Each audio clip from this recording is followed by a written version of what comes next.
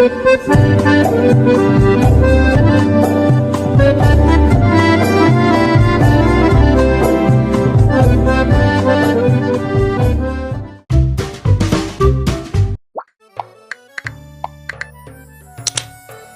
untuk gambar di atas ini yang merupakan Menara Petronas atau Menara Kembar Petronas di Kuala Lumpur, Malaysia. Jadi sepasang menara kembar ini pernah menjadi bangunan tertinggi di dunia pada tahun 1998 sampai dengan 2004 sebelum dilampaui oleh Burj Khalifa dan Taipei 101. Dan menara ini merupakan perusahaan milik Petronas yang mana perusahaan tersebut bergerak di bidang sektor minyak dan gas di Malaysia.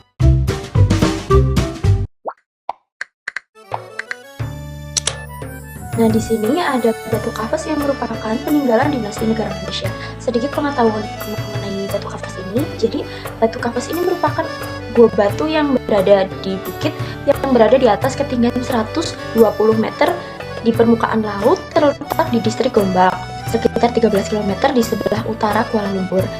Dan gua-gua tersebut merupakan tempat yang disucikan dan menjadi pusat kegiatan umat Hindu di Malaysia dalam melakukan upacara keagamaan utama mereka, yaitu Thaipusam.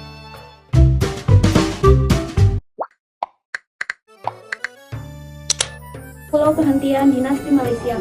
Pulau perhentian yang terletak di Terengganu, Malaysia, terkenal sebagai air laut yang indah dan yang jernih, serta keanekaragaman hayati laut lainnya. Namun, istilah dinasti tidak merujuk langsung pada Pulau Perhentian, melainkan pulau terletak dengan sejarah kawasan tersebut atau ada hubungannya dengan kerajaan tradisional di Malaysia.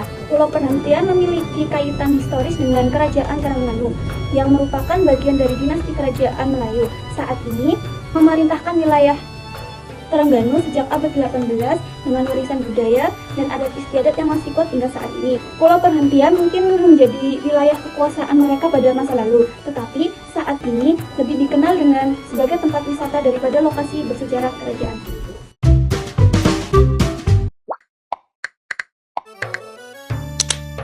Yang ada di Malaysia yaitu ada nasi lemak. Ya, jadi asal mula nasi lemak dapat ditelusuri budaya Melayu, di mana hidangan ini dianggap sebagai salah satu makanan nasional Malaysia.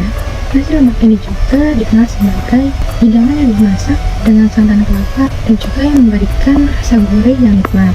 Nasi lemak juga awalnya merupakan makanan sederhana yang biasanya dihidangkan oleh para petani dan juga pekerja ladang. Ya, sudah waktu nasi lemak ini dikenal luas dan menjadi bagian dari budaya makanan sehari-hari di Malaysia. Lemak ini bukan hanya sekedar hidangan makanan saja, tetapi sudah menjadi simbol budaya yang melewati batas di negara Asia Tenggara seperti itu.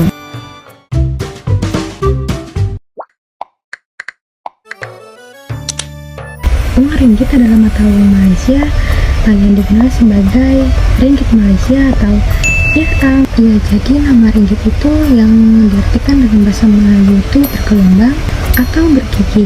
Ya, nama ringgit tersebut sudah diadopsikan sebagai mata uang Malaysia di tahun 1975.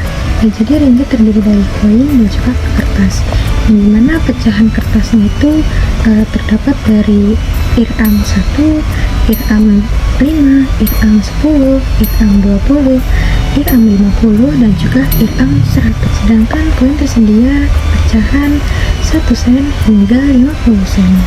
Dan ringgit juga dikeluarkan dan dikelola oleh Bank Negara Malaysia, tanggung jawab atas kebijakan moneter dan juga stabilitas mata uang negara. Dengan demikian, ringgit tidak hanya berfungsi sebagai alat transaksi saja, tetapi sudah menjadi simbol identitas ekonomi yang ada di Malaysia.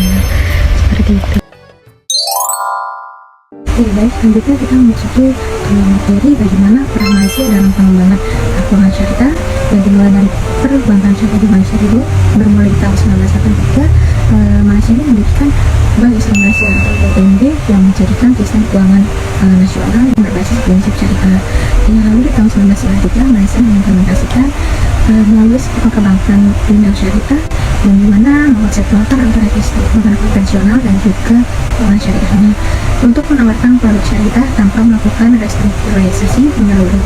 Lalu di tahun 2006, Malaysia mendirikan Malaysia International Islamic Financial Center atau MIFC, yang dimana memposisikan Malaysia dalam ekosistem keuangan syariah global. Dan misi utamanya adalah mengembangkan strategi dalam memposisikan Malaysia sebagai epicentrum pengembangan keuangan syariah internasional. Lalu di tahun 2009, Malaysia mendirikan Central Bank AJK atau JBA, yang dimana bertujuan untuk mengukuhkan Malaysia sebagai salah satu pusat keuangan Islam global dengan mengkomitmenkan pengembangan ekosistem keuangan syariahnya tersebut. Perkembangan lembaga keuangan syariah di Malaysia, di sini ada 3 penjelasan. Yang pertama ada Bank Negara Malaysia atau BNM, adalah perbankan dan keuangan Islam yang tumbuh paling cepat di Asia Tenggara. Yang kedua ada Bank Syariah Internasional dari Malaysia, yaitu terdiri dari Asia Fest House, Kuwait Finance House, dan ada Al-Rajhi Bank. Lalu yang ketiga ada pangsa pasar, yaitu pertumbuhan yang signifikan mendukung Malaysia dalam mengembangkan bank syariah dengan dukungan legalitas, permodalan, dan sumber daya yang kuat. Perbankan syariah di Malaysia harus tunduk kepada DPS sampai dengan Bank Negara Malaysia atau BNM. Jadi keuangan syariah di Malaysia itu dipengaruhi oleh undang-undang yang ketat dan regulasi yang komprehensif yang bertujuan untuk memastikan kinerja perbankan syariah yang stabil dan sesuai dengan prinsip-prinsip Islam. GSBA ini adalah Global Event Service and Business Holding, dan saat ini telah menjadi sorotan dari berbagai media di Malaysia. Kelompok itu dipimpin oleh Asari Muhammad. Dia adalah seorang mantan guru agama pemerintah dan kemudian mendirikan desa mandiri di Kampung Sungai Pencala, Kuala Lumpur pada tahun 1975.